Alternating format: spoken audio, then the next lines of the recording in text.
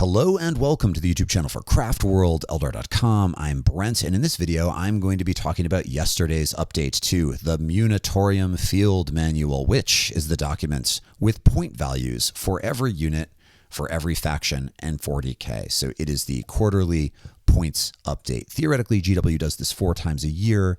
They revise point values for some units, and it's based on how they're doing in tournaments. So factions that are overall doing very, very well and have a high win rate in tournaments, the units that are seeing the most play may get increases to their point costs, while units that are seeing very little play and lists that are doing well at big tournaments, especially for factions that are overall not doing very well, tend to get some points cuts. So as I said, this happens 4 times a year, and twice a year there's a balanced data slate update where there are changes to units rules. So that has not happened. And then over the course of every year, because this is just how 40k works, various factions are getting codexes, they're getting additional rules that obviously can put point values into a new light. Also, there's some new codexes on the horizon for next week, actually. However, we're just really here to talk about the Aeldari units. I will say that overall, I think that this update to points is one of the better ones I have seen in my time playing 40k. I think that Necrons were out of control and they've been reined way in, which is good. And then some factions that maybe got hit a little bit too hard, like Chaos Space Marines in the last round of nerf, some of those have been undone. But what I like best is GW has a history of kind of ignoring underperforming units for factions that are doing pretty well. And it seems like this time around, for a lot of factions, even if they are doing very well, units that needed some love got some love. And that is more nuanced than these points updates usually are. Don't get me wrong. There's still lots of units in the game that aren't very good and really aren't very viable that did not get cuts. But overall, I think most of the points changes that I've seen for most of the factions that I've taken a look at, I don't just play Aeldari, and also I'm interested in other factions from a competitive perspective. Most of the changes that I've seen just like totally make sense to me, and I feel good about all of the ones for Space Elves. So let's talk about those. First off, there are 5 units that have increased in cost, so been nerfed, and 5 units that have been decreased in cost, so have been buffed. From a purely competitive perspective, I guess this probably constitutes overall like a slight nerf to Aeldari, because I think that the units that have been increased in cost, we're still going to be using most of them, and they were kind of the auto includes anyway, whereas the ones that have gotten decreases, maybe they're not automatically making it into lists, so maybe overall it's some kind of ding, but I don't really mind. I don't really care. I don't think Eldar need to be reined in anymore. I think we're in a good place, but I actually think there's so much depth in the index. There are so many good units that these increases, I don't think it's going to change our overall win rate. I really don't. What I think is going to happen is we're going to see a little bit more diversity in list construction, because the units that have gotten nerfed, I think really were arguably slightly undercosted in a way such that if you're making the most competitive list that you can in a very competitive meta, it almost felt like you had to take this stuff. And I feel like maybe now you don't have to take it, but it's still good. So I'm upset about none of these, and I'm happy about several of these. So I think the news is good. Let's go through what changed. Fugan, the Fire Dragon Phoenix Lord, is up to 130 points. I'm pretty sure that's a 15-point increase. I should know. He's like in all my lists, but I should know. I think that's a 15-point increase. It's fine. It's reasonable. At 115, he was, I think, too much of a bargain, given the fact that every time he dies, he has a 5 out of 6 chance of just standing back up with all of his wounds. So you kind of get 2 Fugans every time you put one in a list. And at 115, that was just kind of crazy. And frankly, the last time the field manual was updated, I was positive Fugan was getting more expensive. So I'm surprised this hadn't happened already. At 130, he's still good. He still absolutely makes sense to stick him in a Falcon with some fire dragons and make them all hit on 2s and have this character model that even if the squad gets wiped out when it jumps on an objective, still gets back up and like single-handedly kills a tank on his own turn. He's great. He's so good, even at 130, not worried about it. Even though that's not an insignificant little bump there. The next unit that took it on the chin a little bit is the support platform, which we're seeing tons of support platforms. It went from 125 to 135. The support platform is synonymous at this point with D cannons. There's nothing else you would ever take. And at 135, it's still really, really good. The D cannon is an incredibly hard-hitting indirect fire weapon that has the heavy keyword, so it's actually a workaround for the usual indirect fire hit penalty. So it's still hitting on its ballistic skill because it's +1, -1. So it hits on 3s. It wounds virtually everything on 2s or 3s. And then it's -4 AP. And on 6s, it does devastating wounds. It just forces through the damage, and it does D6 +2 damage. So you can like bring it's only got a 24-inch range, but whatever.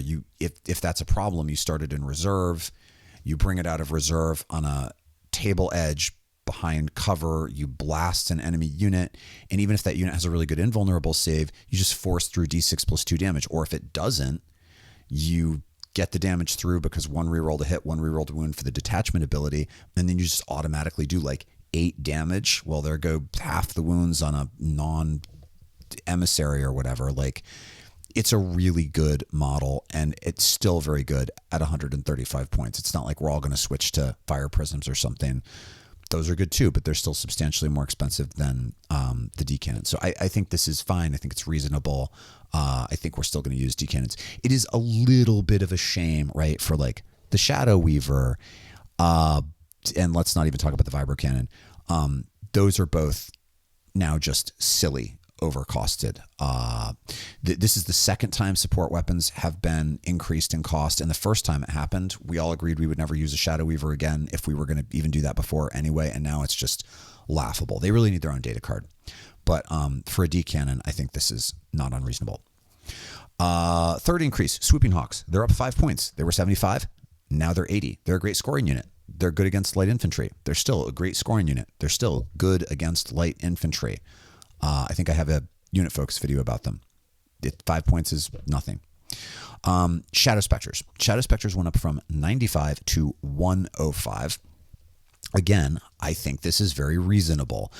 In my unit focus video on Shadow Spectres, I talk about how part of the crazy value of this unit is its survivability, because they can make a move after they shoot.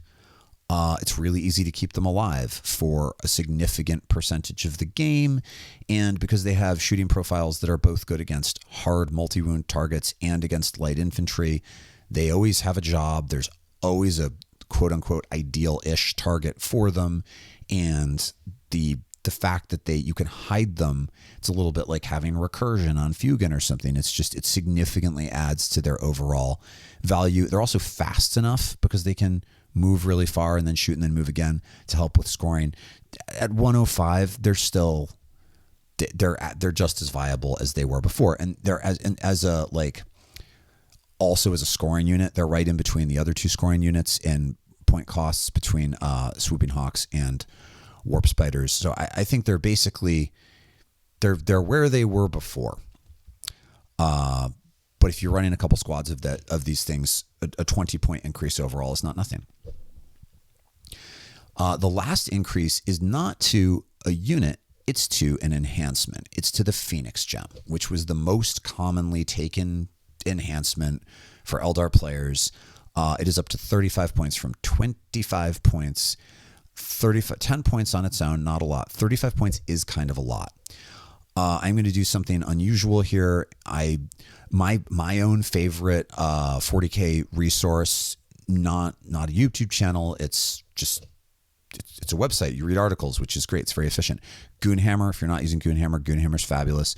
I'm going to break with my own tradition here. I'm going to slightly disagree with Goonhammer on a thing.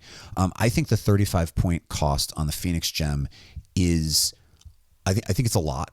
What the Phoenix Gem does for those of you who are new, autarchs, is it allows the character carrying it when it dies on a 2-up at the end of the phase to simply stand back up. So to do what Fugan does. But of course, most of the best characters, most of the characters you'd want to give it to are named characters, so you can't give it to them. Most people give this to an autarch Wayleaper, which has lone operative, which is cool. It gives it some survivability. It means it can aggressively play the midfield on a turn in the middle of the game and help you score an objective that maybe you would have had a hard time scoring before, because when your opponent kills your Wayleaper, there's a 5 out of 6 chance it just gets back up. The other thing that people sometimes do is give these things to either Farseers or Spirit Seers as proof against assassination with sniper weapons or indirect fire weapons if it's a Farseer running around on its own. I think at 35 points, that is a significant percentage increase to the cost of the character that you give this thing to. It's like, in some cases, you're increasing the cost of the character by more than a third. I think whether or not it's a good deal is going to depend on how much you need your Farseer, your Wayleaper to be able to play midfield objectives in the middle of the game. Like, is that a have to have or a nice to have? Because if it's a nice to have, I can probably put those 35 points somewhere else. In fact, if a bunch of point values went up in your lists for things like your D cannons and your Shadow Specters, you might be able to just balance it all out by taking the Phoenix Gem away from your Wayleaper and calling it good. I don't think that's necessarily a bad change. If you're playing in a meta where it's easy for people to murder your Spirit Seer or your Farseer, maybe you still need this. But of all of the changes, I think this is the one where I personally am most likely to maybe cut it from some lists. I don't think it's bad now. I think we're still going to see it in lists that do well at GTs. I just think that 35 points it's a lot of points. And the characters that can take it are competing with a lot of really good named character options. And also stuff like, the Avatar, who's also a named character. Okay. Let's talk about the point decreases. I'm very excited about these. 4 of the 5 of these are just great news. And the other one is just like, it's good that it happened, but I don't think it fixes the unit. So the first ones I'm going to talk about are the Guardian units. Guardian Defenders and Storm Guardians both went down to 100 points. Now, Storm Guardians were 115 and Guardian Defenders were 110. Both of these should always have been 100 points. Let's talk Guardian Defenders first. Here's why I really like this I like Guardian Defenders at 100 points. I don't think they're auto-includes, but Guardian Defenders do a couple things for you. One, if they're sitting on an objective, they get you an extra fate die for every command phase that they're sitting on the objective. And now that we only have 6, the ability to generate a couple more over the course of the game matters. Most of us do use all of our fate dice if you have a Farseer on the board to let you use your 1s and 6s. So a couple more can be kind of a big deal. In addition, the fact that you can give Guardian Defenders a Bright Lance, and because of our detachment ability, that Bright Lance will it has it's one shot, but nevertheless 100% rerolls to hit, 100% rerolls to wound. Bright Lances are no joke. You can use a fate die to make them do 8 damage. And then having a bunch of backfield infantry that can emerge into the midfield in the mid game and to have strength 4, AP -1 shooting and good volume is good. Also, there's 11 models in the unit, so they screen out deep strikers and they do stuff. Guardians can also be bizarrely a little bit durable. In this edition, they have a 3-up save and cover. Your opponent doesn't want to shoot them with anything with good AP because they're freaking Guardians. So they can be kind of weirdly hard to eliminate. And in the late game, if they're standing on like a really clutch objective, lightning fast reactions. Now they're -1 to hit and they have a 3-up. I mean, it's bizarre how suddenly they can be a little bit durable. At 100 points, I feel like they're seriously worth considering. I know it's only a 10-point difference, but like it's not nothing. Storm Guardians are probably the slightly stronger pick of the two. Storm Guardians are the melee version of Guardians. They, instead of having shuriken catapults, you new players, they have swords and pistols. I'm a little bit annoyed that all but 2 of the swords in the unit are exactly the same as a gun butt. They're literally they're strength 3 with no AP. So I mean, I guess they have 2 attacks, but like it's nothing. But 2 of them get slightly better swords, and then 2 can have fusion guns. They're baby fusion guns. They have -4 AP. They do D6 damage, but then they've got melt at 2. So if you're within 6 inches, they do D6 + 2, which is pretty good. And having a couple of those things in a disposable unit that, because of the serpent scale platform it travels with, has a 5+ invuln save isn't bad. But what really gets them over the edge is that they make objectives sticky. And what that means is if they control an objective in the command phase, you continue to control the objective even if you have no models on it. And this can actually be pretty useful for Eldar, who can frequently be a low model count army, and the ability to not have to put stuff on an objective that can matter. It's also nice to be able to take a midfield objective out of your opponent's field of fire, turn it sticky, and then even if they can shoot you at range off of the objective, you still have it. Sticky objectives are really powerful in the late game when people don't have a lot of stuff to move around. So Storm Guardians are a good tool. They're definitely a higher skill cap tool. They're much more effective for players with experience and who understand movement, shenanigans, and playing ahead. But at 100 points, I think that they're worth thinking about. And at 115, I think they were having a tough time. Okay, next change. Striking Scorpions are down to 65 points. Not a big change, but like, nevertheless, they're at 65 points. They're lean. They're coming very close at 65 points to the other infiltrator speed bump unit, Rangers. Now, previously, if you wanted forward deploying units that could potentially grab an objective turn 1 for secondary scoring purposes / screen out your opponent's infiltrators and scout units, you just took Rangers because, yeah, they're not ever going to do any damage, but at 55 points, you want the cheapest thing. And when Striking Scorpions were 75 points, it was like, that's almost, again, half the cost of the first unit. But when it's only 10 points more to upgrade to a bunch of like melee specialists with a 3-up save and actually really good damage output against infantry, that's worth considering. And I just like Aspect Warriors. They're cool. That was my favorite thing about 9th edition, was the Aspect Warriors were really good. So I think at 65 points, Striking Scorpion, they're so cheap. They're disposable. If you have games where they are just a speed bump, it's kind of okay. And in some games, they're going to just punch way above their cost. And so I'm excited about this, but not as excited as I am about Howling Banshees, who went from 85 points to 70 points. And that is actually a pretty big deal because Banshees are good. And if they're coming out of a Falcon, and particularly if they're in a list with Eldred, they're actually very good.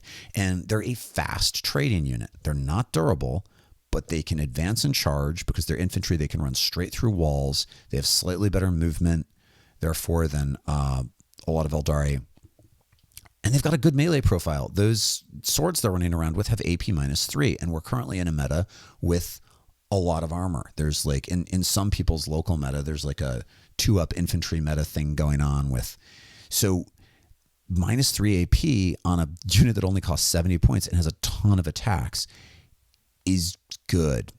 So if you are going to mess around with Banshees, one option is to start them in a Falcon, position the Falcon near the front of your deployment zone, but out of line of sight. When you bring them out of the Falcon, you bring them 3 inches out in front of the Falcon. Then you make an advance move using a fate die with a nearby Farseer to guarantee that they advance 6 on top of their regular move of, I think, 8. So we've gone 3 inches out of the Falcon, 14 inches, and now they can still charge 2d6. They're really fast. They potentially can get their turn 1, especially if you let your opponent move out of her deployment zone first. They're their turn 1, and that same turn, if the Falcon shoots the thing that the Banshees want to charge, they've got great AP. They have okay strength, but they have great AP. But if they're coming out of a falcon, they get to reroll the wound roll. And that makes up for their slightly lower strength of 4. And then in a list with Eldred, if Eldred points at something and dooms it, the Banshees, if they're at +1 to wound and they're rerolling the wound roll, it doesn't matter if the thing is like toughness 36. They're wounding it on 5 up with a reroll with -3 AP and kind of a ton of attacks. And that's actually really good.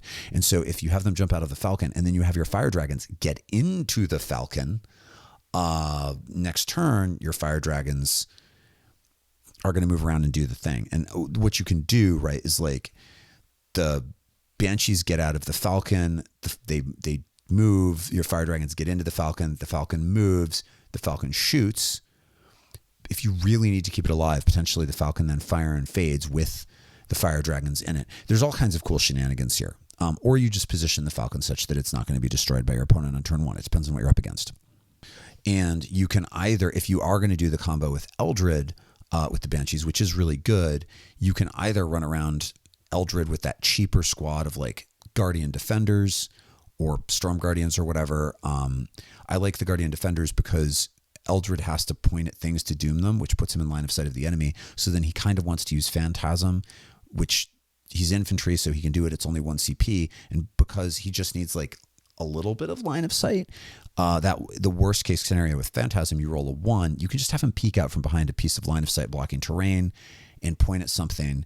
If you are running around with Guardian Defenders, you can also peek the Bright Lance that the Guardian Defenders are using out and like also get a shot with the Bright Lance, and then you tweak behind the terrain piece. He could also be just running around on his own, and your Falcons, if you've got a Falcon with like, say you have 2 Falcons in your list, so maybe you start with both of them full of Banshees, but one of them, the 6th seat is taken up by Fugan, and in the other one, the 6th seat is taken up by Eldred, and then you do the trick where you swap. Or maybe you only have 1 Falcon where you swap or whatever. But I think that there's going to be, I think 70-point Banshees, I think that's a really fun tool.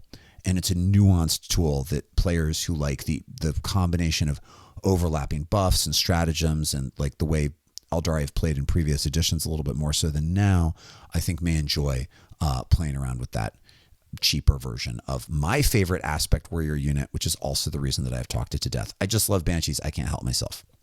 Okay, lastly and least excitingly, Shining Spears have gotten one of the biggest decreases. They've gone from 120 points to 100 points. Woo! 100 points is the right number for Spears, except they are still not good enough, I think. In order to be effective, a unit has to cost the right amount of, it has to be appropriately pointed, and it also has to be able to do its job. And I think that Spears had 2 problems before. 1, they were 20 points too expensive. That's fixed. 2, they just can't do their job, and they still can't do their job. Shining Spears need to be able to, when they are charging, they need to be able to totally wipe out a squad of heavy infantry, or finish off a damaged tank, or really mess up a monster. And they just don't get there. They don't have a ton of attacks, and the attacks that they do have just don't hit that hard. They don't have a ton of attacks because melee aspects have 3 attacks and then 4 on the X-Arc, where regular aspects have 2 and then 3 on the X-Arc. And they are melee aspects, but there's only 3 models in the unit, so it's not a crazy number of attacks.